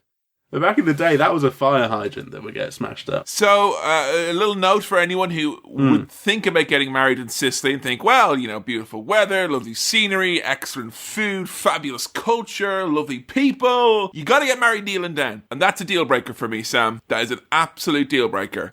When I was in boarding school, kneeling was the punishment that the prefects would give you if you were doing naughty things. Right. Like talking after lights out. If you were caught talking after lights out, depending on your prefect, you'd have to go into the back corridor, the fire escape corridor, and kneel down on the carpeted floor. And if you had long trousers, you had to roll them up. It's basically like, you're going to have 2 scabs now. I don't want that when I'm marrying someone. No way. Whereas in Italy, you get punished for not talking before you've got fucking married. It's kind of an opposite type deal. Like, if you talk, you get to stand up. If you don't talk before your wedding, you gotta be kneeling down. To fantasy book my own wedding here, I would quite like the idea of like, getting married, sat down in a very nice, comfy chair, like, you know? That would be kind of nice, yeah. If both the bride and groom had nice, comfy armrests and everything, like, and all the guests have to stand up. Yeah, fuck that, yeah? And I'll be like, get up, stand up. Rise, you shit. Bow, you shits.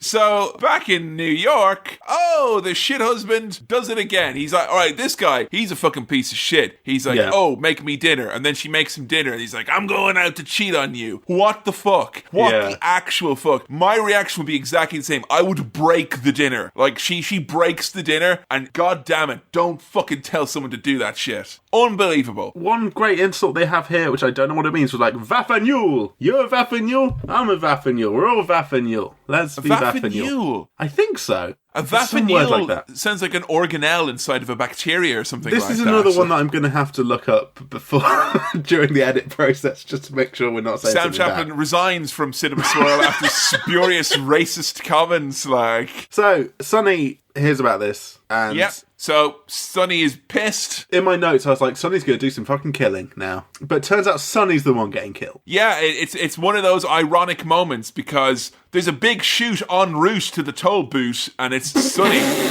You know? You see what this is all about? You know? They shoot him 7 shades of sugar. Yeah. Fucking hell. Well, they shoot Sonny with Tommy guns. They don't shoot Tom with Sonny guns, which is weird, isn't it? So the Godfather, because of this, he calls in the favour from Act 1. He's like, use all your skills and all your powers, and please, unshoot my boy. He's got all these like bullets and shit in him. I don't want him in there no more. He's proper fucked up, mate. Could you sort this out? It's really gonna upset his mother if she sees all these holes and he clean his good clean clothes all covered in jam. She will be very upset. So you have got to remove him.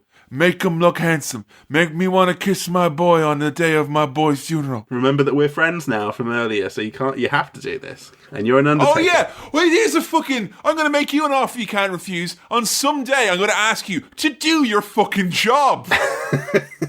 Yeah. Seriously, like. I guess he's used to, like... Oh, sorry, Sam, hang on. I've got a phone call from the Godfather. What's that? You want me to talk angrily about wrestling for an hour? Okay, I'll guess. Woo, I'm off the hook for that murder I arranged. I guess it would be like if it was the most difficult wrestling to watch, you know? I do that already. I guess, yeah. So, in Sicily, it is tradition after your wedding to have a drive around with your newlywed wife. What is not tradition is to have a car boom. No. Ba-bam! This was really sad. I mean, there's a part of me that thought a good alternate take would have been Michael turning around going, well, what Kay doesn't know won't hurt her, you know what I'm saying? Because looks like I'm off the hook, like. He's totally off the hook, like. I just thought that, you know, much like with Blade Runner, we could have had a second version of this movie, a director's cut for the fucking idiots like me. It would be like, have Michael going, it was at that point that I knew that my father, you have him do the narration. Yeah, it's like, oh boy, she sure was dead, but at least it wasn't me in that car bomb. Like, back to New York for me. It is quite difficult because we don't really know anything about Apollonia. No. We know that she has tried to drive the car to impress Michael, and that's got her blown up, unfortunately, because one of his Italian mates, has been paid off, runs away. Apollonia, my Apollonia, as we laid thee to rest today, I remember all the times, like when you kneeled down when we got married. When I gave you that necklace. I gave you that necklace, and I said that line of dialogue to you. But who could forget the time that you blew up in a car? It's hard to get too emotionally invested in that kind of thing, really, unfortunately. No, but this is the benefit of a 3-hour movie. You can have a little sojourn towards the end, like. Yeah. The 5 families have a big sit-down in New York. You lost a son, I lost a son, you lose some heroin, I lose some heroin. It's apples and oranges. And they're all right then. It's all right. Let's all sell drugs. Whoa. Sell the drugs, but control it seems to be the compromise here. Yeah, it doesn't seem like much of a compromise. That's not going to go well, is it? No. No. I mean, let's sell the drugs, but sell it on the docks and stuff like that. Come on, Chip. Yeah. Feels like this is one compromise too many. Honestly, Vito seems like a really reasonable guy here. Yeah, he does. He's the calmest man in the room. He's not resorting to vengeance. He's swearing not to be the one to break the peace unless Michael gets hurt. Tells a cracking gag where he's like, I mean, next time though, why don't you give us a favour and kill Fredo? Way! Bloody Fredo. I hate him. No good Fredo. Interestingly about Fredo, aka Fredo, is that if you order something Alfredo, it actually translates as to be prepared in a disappointing manner. What they do is they take your meal and then they kind of fumble it and drop it, and they don't actually get it to you in time. And then they send it to Las Vegas for some reason. Yeah. And it arranges an inappropriate party. Not 100% sure why. But hey, Mikey's back. Hey, rebound time. He's visiting Kay, and it's been a year, so we're skipping forward in time a bit. He's been back a year already. Yeah, this is kind of like the episode of Futurama where time just keeps skipping forward over and over, and you don't realise it, and it's too late, and everyone except you seems to realise what's going on. But he says that they're going to be legit in 5 years. And then we skip forward 5 years. And they're just legit, the end. Michael just wants to keep getting married, huh? He loves it. He's got the bug now. He's got the marry bug, you know? Once you pop, you can't stop. And now that Sonny's dead, and now that Vito is old and tired... Yeah, he's more like the grandfather now. Michael is he's become the head of the family? Or the grandfather.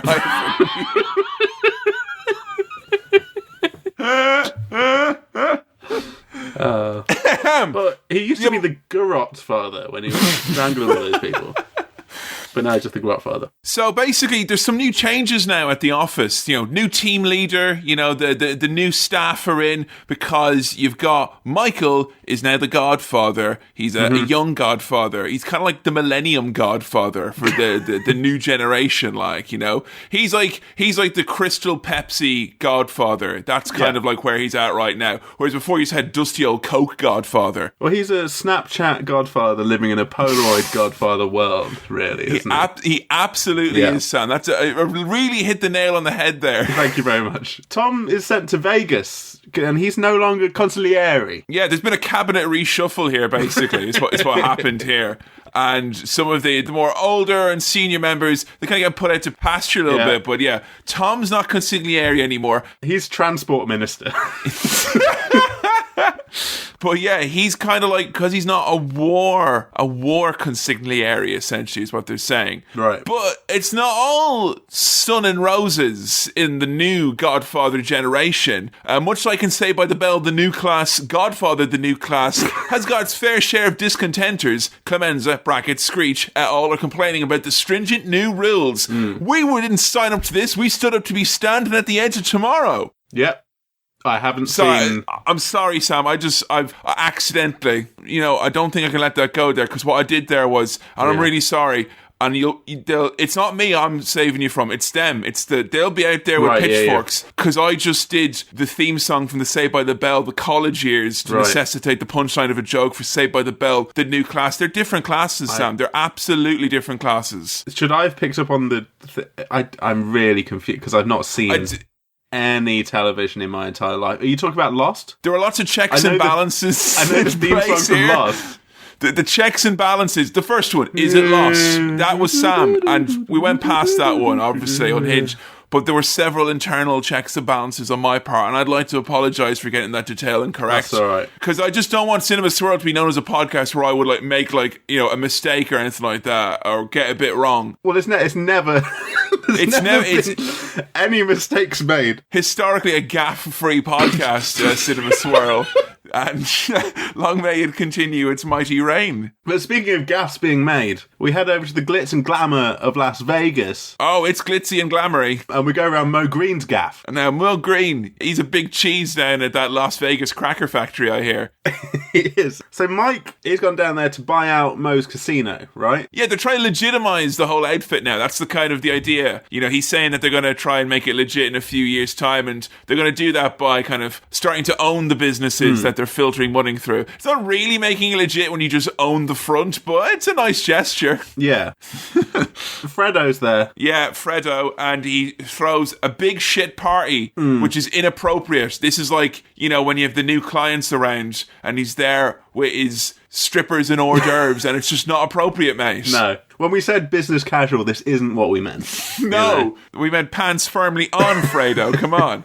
So Michael wants to buy everything outright. Yeah. He's got Johnny Fontaine on board. He's quite cold now. We've jumped ahead a little bit more in time, as we said. And, he's become, less emotional, more like his dear old dad. Yeah, very pragmatic, I think. Oh, that's a good word. I don't fully understand what it means, but I do like to use it from time to time. Now, that's very pragmatic of you, I believe, Sam, to your use of the word there, I have to say. When I think what the word pragmatic is, I just imagine kind of like an older person doing something sensibly, The Venn diagram of pragmatic and practical seems to overlap, I think. Yeah, it's old age on the left, practical on the right, and the bit in the middle is pragmatic, oh, I must go and put £5 in my account in the post office. How very pragmatic. You're very good to have your money in different accounts. Yeah, very good. Essentially, he still has the same ruthless approach, but instead of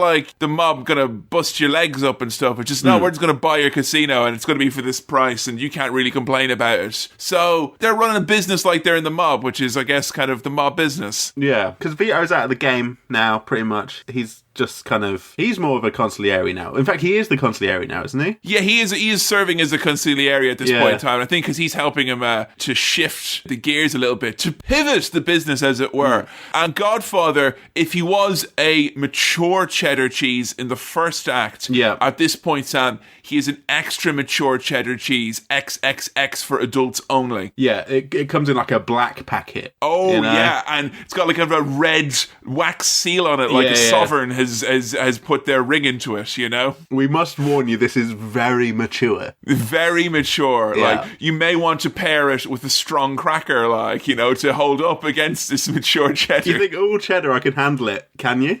Can you? Unless you've got a tart pickle by your side, you may actually run into a little bit of trouble here. You may be reaching for the quince. This might not be relevant or worth including, but today when I was going around town, I saw some pet food that seemed to be marketed in the same way that, like, very intense, deliberately masculine, like, energy drinks or, like, nutrition bars. Dog food for men, so men can eat dog food. A black box with, like, a tiger on the front of it, and it was called, like, Crave, but not the cereal, or something like that, and it was, like, Feed Their Instinct. And it was just fucking pet food. Like, who's that going to appeal to? No, Sam, I tell you, right, what's going to... I mean, obviously, there's some section of people who, naturally... curious what the cat or the dog food tastes like, you know? And I don't think you're going to help the whole generation of people whose job it is to give the cat food or the dog food and then give them a food that's called Crave. I think you're going to have an increase in the number of people who have secretly tried cat or dog foods at some point in their younger years. As it's very, very misleading packaging, I think. Did it have a soft, like, meaty, semi-liquid center? Right, so it fell down at the first couple of hurdles of cat food or dog food packaging. Didn't have a picture of what it looked like. And it didn't have a picture of a cute cat. It had a scary tiger on it. Oh, well, now, Sam, you're not going to be feeding your tiger cat food, well, it might be tiger food. It might well be. And I mean, you haven't asked enough questions here. If so, brilliant branding. If not, okay branding. Branding, more like brandy, because the Godfather's all old and wind up now, which, admittedly, when I was watching this movie, that was me at that point. You know, I had a few cobwebs on me, the constant pause, you know, no fucking increased speed this time, folks, no, just several pause breaks to Google the plot synopsis so I could keep up. Yeah, he's Marlon Brandy now. Sam, it was a long movie, and I never wanted this for you. I never wanted this experience upon you. Now, what he does here, though, now that he's all old and he's a grandfather as opposed to a godfather, he does the orange trick with young Anthony. He does do the orange trick. I initially thought it was a lemon when I saw it, because it's quite a pale orange. Yeah, he puts an orange in his mouth and he's like, oh, it's so super sour, you guys. I think that's what does so him sour. Yeah, it's the sharp rush of acidity to him like that. Like old people and cats, you know, a lot of lemon juice of any quantity, it can kill them. So be very careful. Hurt cats? Oh yeah, it can. It absolutely can. I never knew that. I knew about chocolate. I didn't know about lemon. Chocolate. Yeah, God. There's a lot of things cats can't enjoy, like, you know. But I tell you what, they can enjoy that sweet taste of Crave. I would like to thank our new sponsors, Crave. So he does the lemon thing. The orange thing, the orange trick. They'd CG that in these days. They won't put a proper orange in, like, you know? It would just be an old CG orange, like, kind of, look at this, Anthony. And then, as soon as it goes in, the digitize, like, you know. So Vito, he does the orange trick. He runs around. He's playing with Anthony. Falls over. He has a heart attack. Anthony finds this fucking hilarious. Yeah, and this is basically, like, kind of a warning, I would say, to the elderly, you know. Know your limits, you know, because boy joy, any sort of grandkid joy, it's high octane. It's a rush to several, adrenal and nervous centers of the body. Know your limits. He should have called it quits at the orange, all right? No, he was at horseplay and he went into tomfoolery, and at his age, that was just too much now. When you can see yourself reaching for citrus japes, that's when you know you need to call it a day. Put the lemon down, Grandad. It wasn't funny when you did an orange. Why would it? No, it won't be funnier because it's more citric.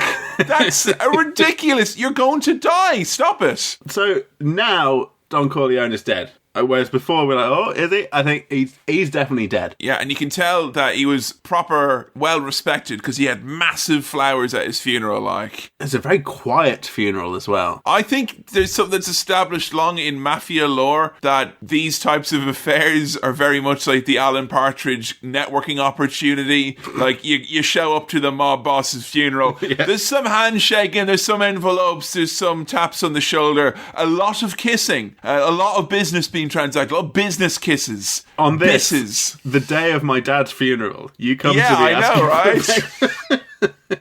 I just want to enjoy my dad's funeral, like, you know, get all caught up in the business of the moment. It's quite an interesting kind of bookend to the film that we start off with loud, fun wedding and we finish with quiet, dour funeral. And during the funeral, Michael is like, his mind is not on his dad dying. He barely seems like he's flinching from, he's just thinking business all the Still time. business. He's looking over the people who are like, he knows who are plotting and who are having some maneuvers at the wedding. And this is one of those things that, like, I think Vito warns him that whoever organises a Barzini meeting is a traitor. I have no idea why that means anything or what that has to do with anything. I don't fucking know, Sam. I honestly don't know. Someone who organises this meeting is going to be a traitor, and then during the funeral, someone's like, hey, that meeting I've got to organise, what about that? Hey, I guess I've got to organise that meeting. So I think that guy is a traitor. Yeah, pretty much. If anyone tells something like that something's going to happen, and then it gets to the next scene and there's other people talking about that person, it means that they were doing a bad thing. So, like, I keep the head down if I was in the mafia, you know? I'd just coast, you know? But then Alan Sugar at the end would say that you're just trying to stay quiet, stay in the back, and hoping you can piggyback your way through this process or something like that. I don't think that's fair, Lord Sugar. And I think if I'd be given an opportunity to be PM on a hit, I think that actually you would see that I'm a lot like you, Lord Sugar. I garrote my opponents. Not in a literal sense, obviously. I used to garrote them out the back of a white van when I was a teenager. I mean, in the way that the Amstrad really garroted the home video game console market in the UK in the 80s, I feel that I have a lot of those qualities. This christening scene is really weird. The soundtrack's very menacing, and also a lot of menacing stuff is going on in the kind of montage. We're cutting back and forth between a christening. So we've gone from the funeral to a christening. Yeah, and of course this is your classic Christian christening, where you've got real, as you said, very dramatic music. Yeah. Do you reject Satan and all his empty promises? I do. Do you now? Oh, because you've only organised a big hit. And I'll say one thing about this scene. You know, it's a masterpiece in many respects. Yeah. But I do want to have a quick shout out to Godfather Black Hand Edition one time, because that was a really hard mission. You had to go to every single... Look at them making out that it's a big group effort. No, I had to go to every one of those hits. Individual assassinations? Every single one. In real time as the Christian was going on. Right. So and we were back in time for cornflakes. So I'm just saying, you know, and there's maybe more to what's going on here. If you think you're a real movie buff and you're analysing the scene and you don't know there's an unseen NPC from the movie who's going around and doing all this, then you're not a real Francis Ford Capella Juice fan, you know? One of the things I really like about this scene, because I've realised that in other pop culture, there are scenes like this. I think there's one in Breaking Bad. But in most of the other instances of scenes like this, where we have, you know, that cutting back and forth between something quite calm and something very, very deadly and brutal and violent, I wasn't used to having just music that actually fits the emotion of that scene. I'm so used to the music being juxtapositional. Yeah. That you have like, oh, crystal blue persuasion, and that kind of stuff over like people being stabbed to death in a prison or something. So it's nice to actually have some fitting music for what? Thank you very much, The Godfather. Biblical music for a very biblical vengeance. When they do that sort of thing, I get very confused. I'm like, well, this scene looks sad, but the music's all happy. No, you're right, Sam, because like when the music is like, you know, juxtaposed like that, it can knock you for six, you know, and go all over the place. But I would personally, you know, and I feel I'm an expert in this, having, you know, 100% on the Black Hand Edition, saying. Sure. A bit of an expert here. How's about we have this scene here, and it's like, you know, Michael looking all serious, the christening is happening, but men are manoeuvring all around New York in the 5 boroughs. Do you reject Satan and all his empty promises? Clemenza bams in the door, and if you close your eyes, whoa, and that would have been a very powerful scene. Like, It would have been great, yeah. And I know, Sam, you don't like to be juxtaposed. No, but if I'll you make an just exception. close your eyes... And yes, make an exception in this one case. So, after that christening scene, the traitor guy is about to be killed. We don't actually see him get killed. No, they just kind of put their hands on his shoulder. It's like, you're going to get killed. He's like, you got me. All Can right. you let me off the hook this one time? And they're like, You know nah, we can't. You're Like, dying, mate. Off you go. all right. Cheers, lads. All right, cheers. Good luck. All right, nice one. Fair play. And then, Carlo is next. And they're like, come on, you're family. We'll never kill you, obviously. And then, they kill him. Yeah. You know? Obviously, they kill him, like... Everyone's getting killed now. He's doing he's wrapping up all the family business. Any loose ends are getting very quickly tied up here. Yeah, and then we've got a very pissed off sister. Twisted pissed her right here, let me tell you. Very upset that her husband has been killed. I would just say he is far and away the biggest piece of shit in this part of the movie. I mean, actually, I think he's one of the biggest pieces of shit in the movie. Your rotten husband. Why would you be annoyed?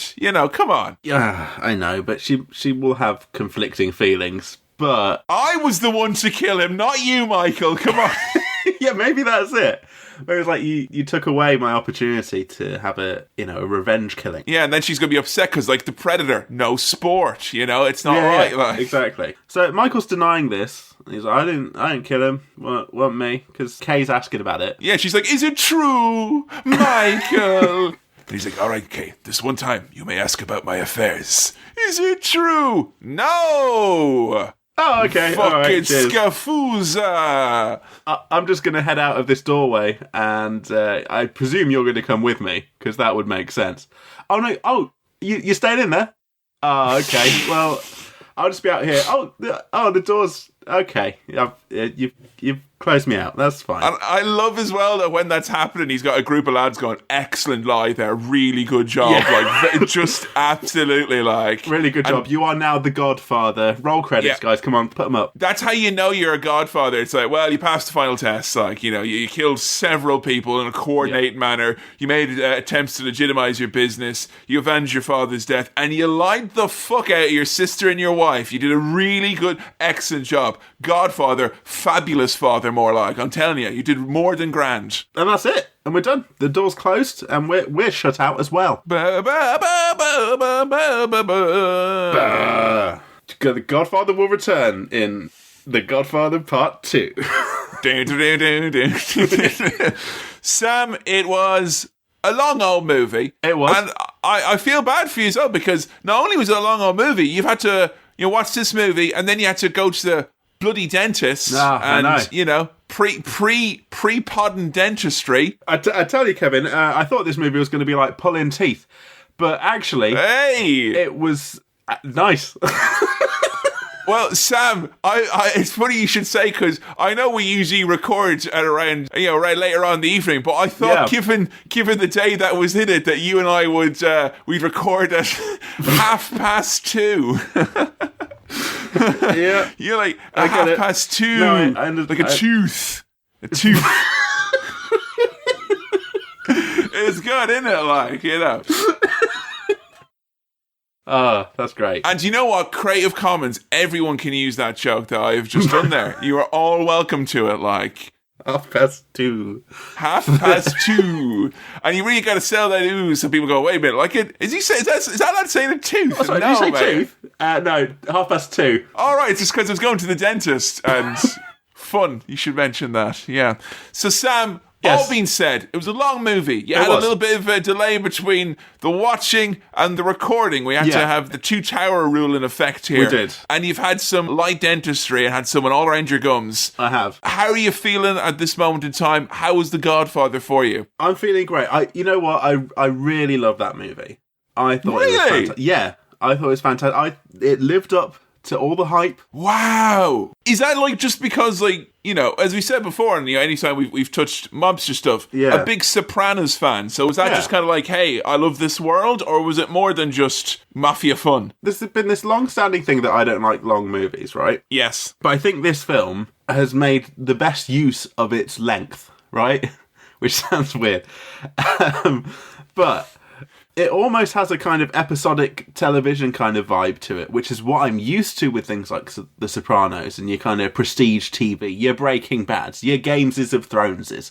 You watched this in one sitting then, like, so you didn't... No, I didn't break it up into, like, episodes, but... All right, so you binged it then. I binged the whole season of The Godfather. The whole thing. The fact that you have characters pop in and then come back in later was great. You have this slow burn progression of Michael's character from very meek, very quiet, to quite cold and ruthless as a mafia leader. And I think the length of the film really affords that process to not seem rushed and seem natural and seem kind of incremental. Right, so I have to ask you one question about it, though. And this is honestly, I think, one of the things that stood in the way of me loving this movie in the past. I get lost. It's like, it has so many fucking scenes where it's like lads chatting about lads. It's like, you know, a friend of mine described it as like 3 hours of lads sitting around a table chatting. And honestly, I do feel lost in it sometimes.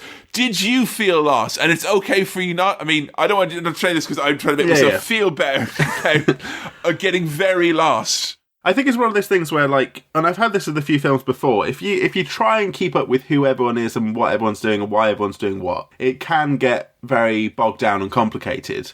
But if you kind of zoom out a bit and look at the bigger picture, you can still enjoy this on a very simple story level. It's not that complicated of a story if you look at it from a kind of zoomed out perspective. Would you want to watch it again to get more of an idea of what was going on in more detail then? I don't know, because I think I understood most of it, but there were some little details here and there where I was like, oh, why are they doing that to that guy? What's this guy done? Who's that guy? You know, that kind of thing. But I think that's all sort of not superfluous, but not necessary to understanding what the film is and what it's about. I'm very curious to see part 2. Oh, yeah. I mean, well, if you enjoyed... I prefer part 2 to this. And, okay. I know a lot of folks feel similarly, and you've got some fucking fabulous performances in that. I know The Godfather is the Godfather of the Godfather series, but some people have said that The Godfather Part 2 is the Godfather of the Godfather series, so... I mean, I would say Godfather Part 2 is like The Empire Strikes Back of the series, in that it is the Godfather of the series. Right. So therefore... Therefore... It's a good time, like, yeah, I mean, I'd be definitely interested to check that out. Right, you know what, we have instigated in this that we are allowing half measures now. Yeah, And sure. As such that you see you're glowing about this movie. Yeah. Is there anything you didn't enjoy about it? I honestly can't think of anything I didn't enjoy about it. I did think, like, there's no real strong female characters, but I think that speaks to... you're not going to get that no, there, yeah. It's just... That's almost a product of what the film is about, I guess. I mean, I would like, maybe at one point it said like, oh, well, that's kind of like, because it's a movie about that world, and that world is very exclusionary to women and whatnot, therefore it's all fine. But I think as The Sopranos has kind of shown, is that the stories of the women can often be very interesting, if not more very interesting, if not more interesting, and incredibly pivotal, but they had not thought of that. The women in this are there as like props and tools to scream at the men who are going about their business. And so, yeah, you're not getting any of that in this movie. Like, Don Corleone's wife is in this, but you wouldn't know. Like... You can talk to her in the kitchen in the Corleone compound. Yeah. In Black Hand Edition, just so, yeah. And it would be interesting to get some of those perspectives, but at the same time I understand why those aren't in there, and I don't think it is a detriment to the film on a whole, really. So, in closing then. In closing. Gushing and glowing as you are about this film. I really loved it. I thought it was great. I understand the hype. I didn't mind how long it was. Is that legitimately your first? That it's been long and I haven't been bothered by it. Yeah. Probably. At all. Like, actually, to the point where we said the length was actually a good thing, you said. I feel that it's totally justified. With all the other instances, I thought you could probably cut, half an hour, maybe even longer out of this, and it would still be the same. Whereas with this, I think you need it to be nearly 3 hours long for it to work. I'm really glad that you've managed to see some actual Pacino, because like the fact that you had only seen Jack and Jill was really upsetting for a lot of people. Like, as my first exposure to Marlon Brando, this was great. As my second exposure to Al Pacino, this was great. I feel like we should watch a terrible Brando movie now where he's like in a real exploitative role, like in a Jack and Jill to Has he done some balance it shit out. films, Brando? I'm sure there's muck There in must there. be a stinker in there. There's Yeah. absolutely like. Yeah, it's inescapable for any actor. Well, Sam, Yes. what is your star wipe rating for The Godfather? Now, if I was going to do half measures, I'd pop, half a gabagool in there. But unfortunately, I can't do that because I'm going to give this 5 star wipes. Whoa, 5 star wipes, back to back. You heard it here first. Hey! Oh, me again. Thank you for listening to this episode of Cinema Swell. Just to remind you, we're on Patreon now over at patreon.com/cinemaswell. That's patreon.com/cinemaswell. If you become a $5 backer, you'll get access to our new show, Cinema Swell, where we look at some really crap movies, plus some other exclusive fun bonuses for you. This episode was produced by Kevin, edited by me, Sam, and the music was also by me. If you want to check us out over on Facebook, you can join us on facebook.com/cinemaswell, or on Twitter, that's at Cinema Swirl. If you've got questions, queries, comments, or you're my dad and you just want to get in touch, send an email to cinemaswirl@gmail.com. That's cinemaswirl@gmail.com. If you haven't already, please do subscribe on whichever podcast thing you use. If you enjoyed the show, please do recommend it to a friend, and thank you so much to everyone who's done that already. It is really greatly appreciated. Thanks again for listening. We'll see you next time. Bye.